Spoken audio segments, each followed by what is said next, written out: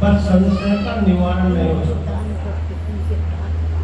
अगर हम कहीं जाते हैं, कोई काम करते हैं, तो दूसरे व्यक्ति से पूछना पड़ता है कि मैं काम ठीक कर रहा हूं या गलत कर रहा हूं। ठीक और गलत का निर्णय करने वाला गुरु है।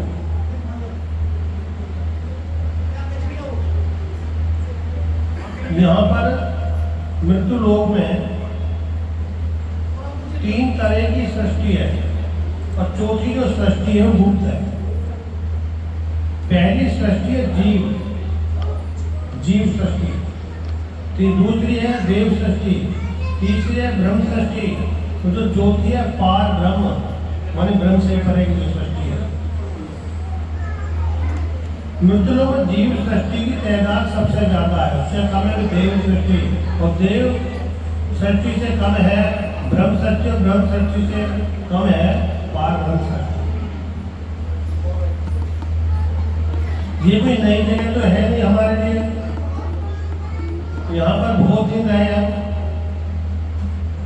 जितना अंजन संस्कार था हमारा यहाँ पर सिगोली में रहे 40 साल पहले, या उससे ज्यादा हो गया होगा, समय कम हो गया होगा, और अंजन संस्कार नहीं था तो मुरादनगर जा करके कुटिया बना ली। जब हम यहाँ पर आए और यहाँ पर भंडारा होने की व्यवस्था हुई, तो गांव में हर एक तरह के व्यक्ति होते हैं। तो हमने कहा कि भाई हम लोग किसे मांगेंगे तो है नहीं गाँव में, जो हमको मिलेगा उससे हम लोग भंडारा कर देंगे। तो हम नेकपुर से क्या, कुम्हेड़ा से क्या, सबसे जो मिला लेकर के चले आए।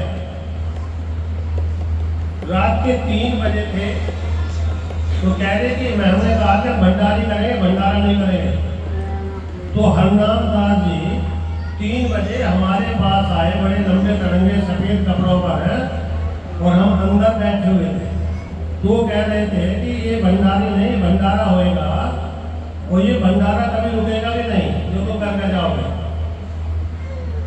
क्योंकि आना जाना तो होता रहता है शरीर का, आज कल नहीं है।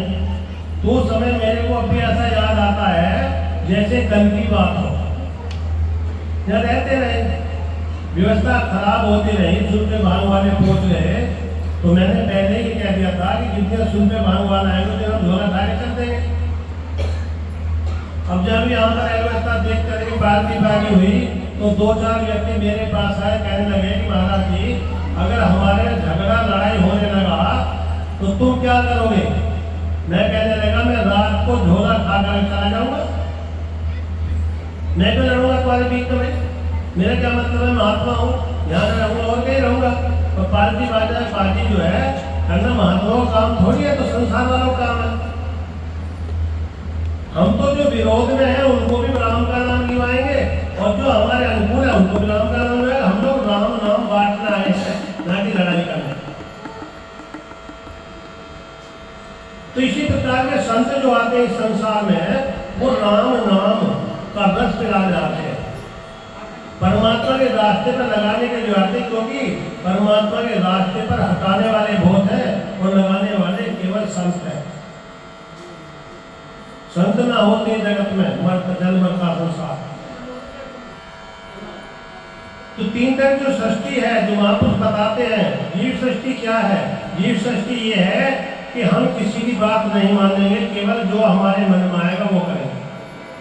ना भगवान को मानते, न किसी और को मानते, खाओ पियो और बस आराम करो, इससे ज्यादा कुछ नहीं। देव सृष्टि है, वो देवी देवताओं को मानने वाली है। एक ब्रह्म सृष्टि है, जो सारे संसार का ब्रह्मा विष्णु महेश के ब्रह्म जो सत्ता है, ब्रह्म, वो जो सृष्टि है वो ब्रह्म सृष्टि है, जो वो अपने समान बना लेती है। ब्रह्मा का उल्टा नाम जपा जानी और बाद में गए ब्रह्म नमन, जो ब्रह्म के समान बन जाता। ब्रह्म क्या है? अविनाशी आत्मतन जगताते प्रतिकूल। वो अविनाशी है, जन्म नहीं लेता, मरता नहीं, आता नहीं है, जाता नहीं, एक रूप एक रस रहता है। और सब अवतार ने जन्म लिया है, शरीर छोड़ा है, पर वो जो है वो शून्य है। विचार जिस प्रकार के जीरो में से कितनी 2.5 पढ़ने वाले जानते हैं फिर भी कुछ कम नहीं होएगा। उस ब्रह्म सत्ता में अनेकों भगवान शंकर, भगवान राम, भगवान कृष्ण, ब्रह्मा विष्णु महेश। भगवान कृष्ण का जब विराट रूप स्वरूप देखा तो कहते मैंने असंख्य ब्रह्मा, असंख्य विष्णु और असंख्य शंकर देखे, असंख्य ब्रह्मांड देखे, पर ब्रह्म दूसरा नहीं देखा। भगवान कृष्ण ने उसमें ब्रह्म में स्थित होकर के वो ज्ञान दिया। जो महाभारत में भगवान कृष्ण जो चमक रहे थे वे नहीं थे, जो विराट रूप दिखाया महाकाल का वो अलग विषय था। देव सृष्टि क्या है? देवी देवता को मानना, ब्रह्म का चिंतन करना, ब्रह्म रूप हो जाना। और पाप ब्रह्म जो है क्या है? गुरु का दिया हुआ शब्द, क्योंकि ब्रह्म के बारे में गुरु का दिया हुआ शब्द ही जाना सकता है और कोई नहीं जाना सकता। शब्द के साथ माता कहती है ये तेरा पिता है, ये तेरा भाई है, ये तेरी बहन है, ये शब्द के द्वारा जाना जाता था। अगर शब्द नहीं है तो हम कुछ नहीं जान सकते। अगर बच्चा शब्द नहीं बोल पाता तो लोग क्या कहते हैं कि दवाई खिलाओ, जो बोलना शुरू करते। तो तीन तरह के शब्द है, जीव सृष्टि का शब्द है, ब्रह्म सृष्टि का, देव सृष्टि का और पाप। गुरु तो बहुत है दुनिया में, गुरु की कमी नहीं है। गुरु तो हजार हो सकते हैं, पर सदगुरु एक हो सकता है। सदगुरु एक ही होता है। सिंगोली में पता नहीं कितनों ने मंत्र लिया, कितनों ने दीक्षा ली, नारी खूब हिलाई, वही परिवार जुड़ा रहा था।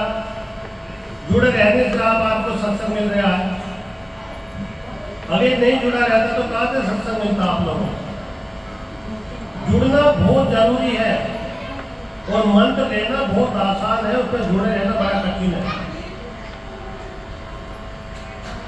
तो संत महापुरुष बार बार एक ही बात कहते हैं कि परमात्मा से जुड़ने का रास्ता मंत्र है। मंत्र जाप में दृढ़ विश्वास बिंदी से कह रहे भगवान राम, उस मंत्र में एक में दृढ़ विश्वास करो तभी कल्याण हो सकता। ये नहीं कि अब कोई दूसरा महात्मा आ गया उससे ले लिया, तीसरे से ले लिया, चौथे से ले लिया, लेते लेते दम निकल गया, किधर का भी ना गया। क्योंकि जो मंत्र एक अंतःकरण में चला गया उसको कैसे निकालोगे आप? ये संसार है, हरि अनंत, हरि कथा अनंत, हरि अनंत है, हरि की कथा भी अनंत है, हरि के नाम भी अनंत है। संत अगर गुरु कोई एक होता तो संसार में जगह जगह महापुरुष पैदा ना होते। जगह जगह महापुरुष होते, कोई किससे जुड़ा हुआ, कोई किससे जुड़ा हुआ है, कोई ब्रह्म सृष्टि का है, कोई देव सृष्टि का है, कोई जीव सृष्टि का है, कोई पावरम सृष्टि का है। तो जो जो जिसकी सृष्टि में है वो वहीं उनसे जुड़ जाते हैं। सदगुरु हुए हैं जो परमात्मा के रास्ते को बता के परम धाम ले जाते। यमदूत किसको लेने आते हैं? जो भजन साधन नहीं करते, वो यमदूतों का चिंतन करते हैं और सोचते कि मेरा मरने के बाद में पता नहीं अब क्या होएगा। भगवान कृष्ण गीता में कहते हैं अर्जुन, जो मेरा चिंतन करता है, मेरा भजन करता है, वो कभी भी अधोगति को प्राप्त नहीं होगा। अर्जुन ने यही पूछा था जो आप सबके मन में रहता है, हे प्रभु ये बताओ, बादल उठते हैं आसमान में, हवा आती है, हवा उन बादलों को उड़ा करके ले जाती है, न बरसते और न आसमान में रहते। बहुत से जीव मंत्र तो ले लेते हैं, भजन भी करते हैं, पर संसार में कोई आपदा आ जाती है तो वो सदगुरु को छोड़ देते हैं। कहते हैं कि हमने बहुत भजन करा, हमारे यहाँ पर इतनी घटना घट गई, लड़का हमारा एक्सपायर हो गया, भैंस मर गई, वो बहुत से नुकसान हो गए थे, हम भगवान को आश्रय नहीं मानते, धमकी में दिए जाएंगे सब वोट जो भी कुछ है, वो भजन करना छोड़ देंगे। पहले ऐसे व्यक्तियों की क्या गति होती है? तो भगवान कृष्ण अर्जुन से कहते हैं, हे अर्जुन, मेरे भक्त की अधोगति नहीं होती। जो एक बार चलना शुरू कर देता है, अगर वो रास्ते में गिर भी जाता है तो पीछे आकर के नहीं चलता, वो जहां गिरता है वहीं से उसका चलना शुरू कर देता है। मेरा जो भक्त होता है, जो लोग बड़े बड़े यज्ञ हवन से प्राप्त होते हैं, वे लोग उसको सहज से प्राप्त होकर के उन लोगों को भोग भोग करके फिर वो श्रीमान कुल में जन्म लेता है। श्रीमान कुल कौन सा होता है? भजन साधन होता है। उस कुल में जन्म लेकर के और फिर वो मेरे रास्ते पर लग जाता है। जो कोई भक्ति करे कपट से फिर भी मैं अपनाऊं, साम दाम दंड भेद दिखाकर सीधे मार्ग नकल से असर बने। एक बात की बात है, एक राजा के यहाँ पर तालाब था, वह संत महात्मा स्नान करने आते थे। गंगा नजदीक नहीं थी तो लोग सत्संग सुन करके स्नान करके जाते थे। तो वहां की धारणा ऐसी होगी कि जो कोई जो मांगता था वो पूरी होने लगी। क्योंकि संसार को क्या चाहिए? जो मन में इच्छा हो पूरी हो जाए, कोई बढ़िया जगह। अब एक व्यक्ति जाता कहता कि महाराज जी अगर मेरे को कहीं पर सोने का दबा हुआ घड़ा मिल जाए तो मेरे सारे कष्ट दूर हो जाएंगे। पूरी राजा का लघु शंका करी, लघु शंका जैसे कर रहा था तो उसको किनारा चमका तो देखा सोने का भरा हुआ कलश दबा हुआ। कहीं से उसने डंडा लिया, लोकदार खोदना शुरू किया, कलश निकाल लिया। उसके मन में संकल्प हुआ कि कलश तो मिल गया, सोना भी मिल गया, बड़ी कृपा है गुरु जी मेरे पर। अब मेरे को कोई और तो चीज है नहीं। अगर रास्ते में चोर मिल जाएंगे तो क्या होएगा? मेरी पिटाई होएगी, घर भी छीन लिया जाएगा। और जैसे आगे पहुंचा, अगले वृक्ष पर चोर बैठे हुए थे, उतर कर काश की पिटाई भी करी और धन भी छीन लिया। तो जीव अपनी कल्पना के द्वारा ही संसार को रचता रहता है। अगर वो ये कहता कि धन तो मिल गया, भगवान की कृपा हो गई, अगर ये धन भगवान के चरणों में चढ़ाया जाएगा, इससे भंडारा किया जाएगा, सत्संग किया जाएगा, बच्चों की अच्छी व्यवस्था होगी, मेरा परिवार अच्छी तरह चलेगा, तो कितना अच्छा होगा। पर वो संतों के पास जाता था और जब लेना देना कुछ नहीं करना, आया धोया और हाथ जोड़े और चल दिया। तो देव सृष्टि भी यही है। ये जो शरीर है हमारे तीन हिस्से हैं। नीचे का जो हिस्सा है पिंड और ब्रह्मांड, ये ब्रह्मांड है, ये पिंड देश है। और पिंड देश के अंदर देवताओं का निवास स्थान है। देवताओं को भी मानना पड़ेगा क्योंकि हमारे शरीर को चला रहे हैं। उससे ऊपर जब हम उस अवस्था में पहुंच जाते हैं कि हमें कुछ भी नहीं चाहिए, तो फिर देवता को मानो या मत मानो। पर जब तक हमारे अंदर इतना भजन साधन नहीं है, परमात्मा की विशेष कृपा नहीं, फिर तो सबको मानना पड़ेगा। हम परिवार में जाते हैं, एक पति के साथ में बंद करके जाते हैं, पर वहां पर देवर भी है, सासू भी है, ससुर भी है, नंद भी है, तो देखना तो सबको ही पड़ेगा। न देखो तो कलेशों में लड़ाई झगड़ा होगा। इसी प्रकार के यहाँ देव सृष्टि भी है, जीव सृष्टि है, ब्रह्म सृष्टि भी है। और जो जिसका जीव है वो वहीं पर पहुंच जाता है। साधन करना चाहिए, भजन करना चाहिए, सुमरण करना चाहिए। जीवन का कोई भरोसा तो है नहीं। भरोसा एक सांस आया, दूसरा आया या ना आया, तो हमें ये नहीं सोचना चाहिए कि हमारी उम्र क्या है। हमें सोचना चाहिए कि हम कैसे न कैसे उल्टा सीधा भगवान का भजन कर लें। परमात्मा नाम एक ऐसा है, उल्टा सीधा कैसे जपो कल्याण करने वाला होगा। संसार में अगर उल्टा नाम ले दोगे तो लड़ाई हो जाएगी।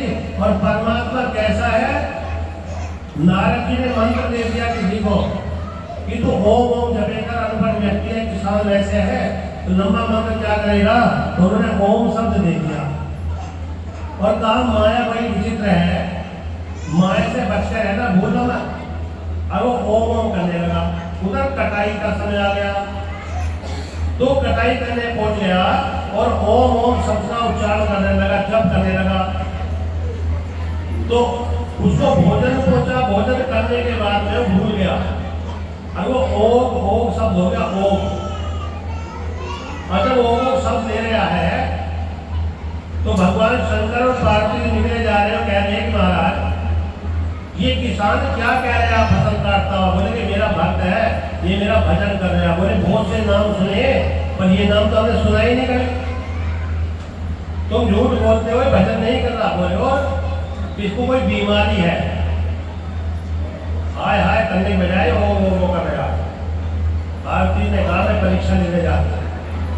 पार्वती परीक्षा लेने गई और कहने लगी, जाकर कहा तो पार्वती को देख करके कभी वो किसान पूर्ववादी डोर पर बैठ जा काटने के लिए पश्चिम वालियों की माया आ गई, भजन छुटाएगी, भजन से विमुख करेगी। तो जब डोलता गया तो उसने कहा रे भक्तराज ये बताइए नाम किसका ले रहा है। तो गुस्सा आ रहा था बहुत ज्यादा है, क्यों उधर तो गेहूं काटने, उधर वो बार बार के पास जाना, कहती क्यों क्या किसका भजन कर रहे हो। तो उन्होंने कहा कि तेरे कसम का कर रहा हूँ भजन, बता परेशानी क्या है। अब बेचारी पार्वती कहने तो उसको तो पता है गई कि प्रभु उसको तो पता है मेरा, अब तुम सामने करे खड़े हो फिर भी नहीं आ रहा दर्शन करने के लिए। चले पार्वती वो परीक्षा ले ले, चले यहाँ चलो एक बार वो लेती हो, क्या पता गुस्से में कह दिया हो। तो उन्होंने कहा तुम यहाँ गड्ढे में बैठ जाओ छिप करके, उन्होंने अपनी बात आ रही। उन्हें कहा ये बता कि मेरे जो पति है, मेरे जो फसल है कहाँ पर है। कहने कहीं गड्ढे में गेर के आई होगी, कहीं गड्ढे में गेर का आई है। तो मुझे क्या मतलब ये गड्ढे में मेरे पे क्या फर्क पड़ रहा है कि तुम्हें दर्शन नहीं चाहिए। तो उन्होंने कहा मेरे को दर्शन नहीं चाहिए, दर्शन तो सुग्नी को भी हुए, दुर्योधन को भी हुए भगवान कृष्ण के, पर विदुर को आनंद आया दर्शन का, कुंती को आया, अर्जुन को आया, पर दुर्योधन कभी आने लगी। दुर्योधन के पास कई बार भगवान कृष्ण ने तो ये कहते हैं कि मेरे को केवल गुरु का शब्द चाहिए, जिस शब्द के कारण तुम यहाँ पर आई हो और भगवान शंकर को तुम गड्ढे में गिर के चली आई हो। जिसको आवश्यकता होगी वो मेरे पास आएगा, मैं अपने गुरु के शब्द को नहीं छोड़ूंगा, संसार छोड़ दूंगा। तो भगवान शंकर दोनों प्रकट होकर के कहने लगे कि धन है भक्तराज। तो इसलिए भगवान का उल्टा सीधा जैसा भी जपा जाए भगवान का नाम, वो कल्याण का कारक है। वो संसार का तो जितना ही कुछ कर लो, ये संसार की क्या तृप्ति हुई है कभी से, किससे तृप्ति नहीं। हमारा शरीर ही दुर्बल होता जा रहा है, बुढ़ापा आता जा रहा है, जर्जर होता जा रहा है। ये सब समाप्त हो गया, पर ना तो खाना समाप्त हुआ, और कोई समाप्त हुआ कुछ नहीं हुआ, न होएगा। इस शरीर की अवधि है। तो इसलिए हम लोगों को भजन सुमरण करना चाहिए। सत्संग का सबसे बड़ा रास्ता यही है। जन्मदिन होता है, गृह प्रवेश होता है, हम लोग क्या करते हैं, कोई शराब की पार्टी कर रहा है, कोई खाई की पार्टी कर रहा है, हल्ला मचा रहे, रोड मचा रहे, गाली दे रहे लोग। हमें चाहिए उसमें सत्संग करवाना चाहिए, संतों बुला करके कीर्तन करवाना चाहिए और भगवान से प्रार्थना करनी चाहिए कि हे प्रभु हमारे घर परिवार में सत्संग होता है, हरी चर्चा होती रहे, तो शायद कंजूस का प्रवेश ना हो, अच्छे संस्कार मिलेंगे। हम लोग संस्कार इस समय है ही नहीं, धीरे धीरे समाप्त होते जा रहे। क्यों कि हम लोग संस्कार क्या दे रहे हैं बच्चों को। ज्यादा हम लोग कहीं जाते निकल कर कहते हैं कि बाबा जी पकड़ के ले जाएगा तुझे, अक्सर पड़ जा। मैं बोला भाई कोई तो कह रहा महाराज जी ले जाओ इसको, और जब ले जाएंगे तो फिर तो दौड़ लगाने दोगे पुलिस में कि बाबा आया था एक बच्चों लेकर जा करके, अब तुम अपना आप कह रहे कि बाबा जी पकड़ के ले जाए। तो ये संस्कार थोड़ी है।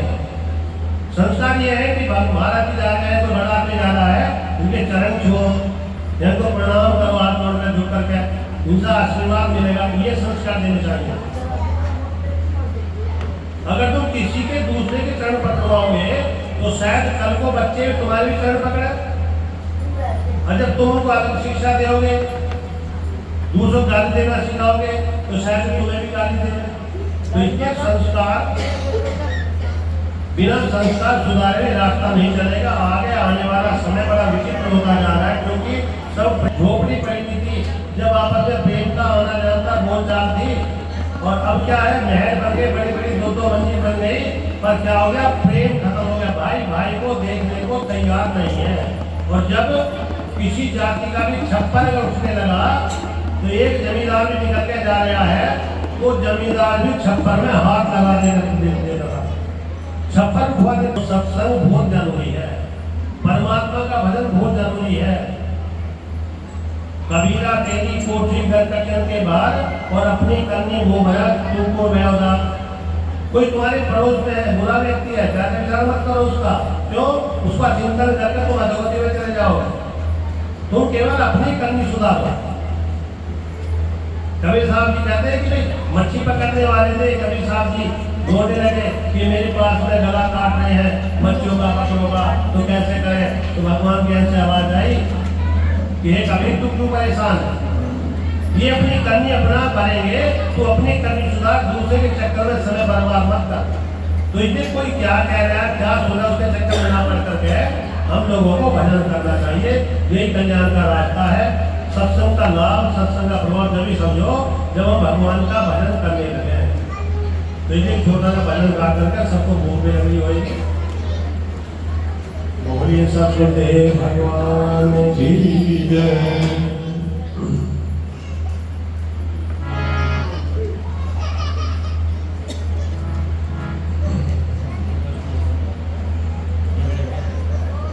बोल ले खट के ताले को इसी में राम रहते हैं।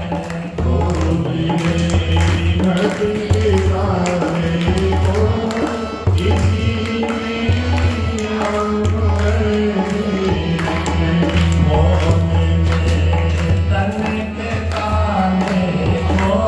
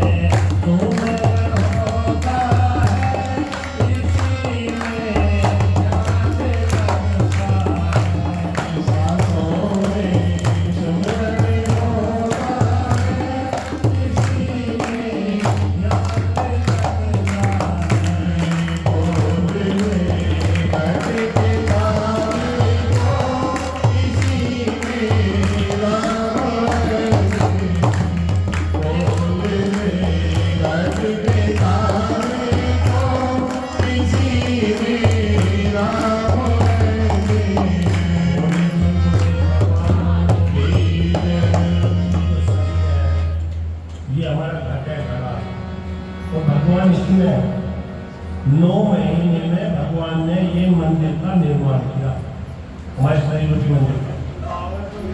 और इसमें अपना बैठा हुआ और 24 घंटे रहता है, हर पल रहता हर घड़ी, फिर भी हमको नजर नहीं आता। इसे क्या निकलता आकर देखा, इसे निकलता किसी के गोदी में बड़ा हुआ शरीर है और प्राण छोड़ रहा है, आकर देखा किसने नहीं देखा। वो जो निकलने वाली जो ऊर्जा वही तो है परमात्मा, वही शरीर में रहता है। ये जो मंदिर बने हुए ना बाहर, ये किसने बनाए? हमने बनाए। काहे के लिए? कि वहां जा करके बैठ करके सुमरण कर सके, बैठ के ध्यान कर सके। वो परंपरा खत्म हो गई। तो कहते खोलने घर के द्वारे को, ये जो हमारा दरवाजा का ध्यान करेंगे, यहाँ पर त्रिपुटी में ध्यान करेंगे, जब मस्तक है तो एक प्रकाश की अद्भुत प्रकाश होएगा, उस प्रकाश को देख करके मन लगता है। सबका एक ही हो रहता है कि महाराज मन नहीं लगता, भजन में मन नहीं लगता। 50 साल हो गए, जो 40 साल संसार में मन लगाए बैठे हुए हैं, तो बताओ परमात्मा में एकदम मन कैसे लग जाए? अभ्यास करो, मन लगे ना लगे ये तुम्हारी जिम्मेदार नहीं, वो परमात्मा की जिम्मेदार है। हमें पता है कि कल को हमें बैठना है, 1 घंटा बैठना है, तो कोई कुछ भी हो जाए। रात को सोने से पहले 1 घंटा बैठो। अगर तुम वैसे बैठना शुरू कर दोगे आंख बंद करके, तो उसमें कुछ अनुभव होना शुरू हो जाएगा। पर हम जो भगवान का बनाया हुआ मंदिर है, इसके बारे में नहीं सोचते, और जो बाहर बनाए हुए मंदिर है उसमें जाकर के पार्टीबाजी हो जाती है, लड़ाई झगड़े हो जाते हैं, और जो महात्माओं में रहने आ भी जाता है तो फिर पिटाई भी हो जाती है। मैं कहता हूँ जो शरीर रूपी मंदिर है, इसको पवित्र बनाओ, इसमें विचार पवित्र करो, इसमें ध्यान लगाओ, इसमें बैठ के चिंतन करो। और भी कुछ नहीं तो होने में जाएगा भी, जब करोगे तो कुछ ना कुछ तो मिलेगा, भले देव दृष्टि। समय तो बचा हमारा बुरे कर्मों से। हमारे गुरु से एक बात पूछी किसी ने कि महाराज जी माला घुमाने का या जपने का क्या फायदा है? कहते ये फायदा लड़ाई हो रही हो, और वो माला जप रहा हो कि 11 माला जपनी है, तो बीच में छोड़ कर नहीं जाएगा, लड़ाई से बच जाएगा। ये थोड़ा फायदा। तो ये हमारा शरीर रूपी जो मंदिर है, जब तुम सुमरण करोगे, भजन करोगे, अब हम काशी गए, द्वारका गए, हम बहुत तीर्थ गए, और आप भी गए हो, वहां क्या मिलता है? जिसके पास पैसे होंगे 500 रुपए देकर के पत्नी गली से पंडा ले जाएगा, दर्शन करवा देंगे। गरीब आदमी रोएगा बैठकर मैं इतना दो पैसे बता, तो परमात्मा यहाँ पैसे हो सकता। ये शरीर रूपी जो मंदिर है, इसमें जब देखोगे पर्दा हटेगा तो वो नजारा आएगा तो कहीं बाहर में नजारा है ही नहीं। हम गए जगन्नाथपुर, वहां पर एक व्यक्ति बैठा हुआ कहने लगा कि 500 रुपए दे दो तुमको जगन्नाथपुर के दर्शन करवा देंगे। हमारे पास एक आदमी खड़ा हो कहने लगा कि भैया ऐसे करना 1000 रुपए देगा जगन्नाथपुर यही बोला, 500 रुपए दे दूंगा मैं, तो दर्शन नहीं है।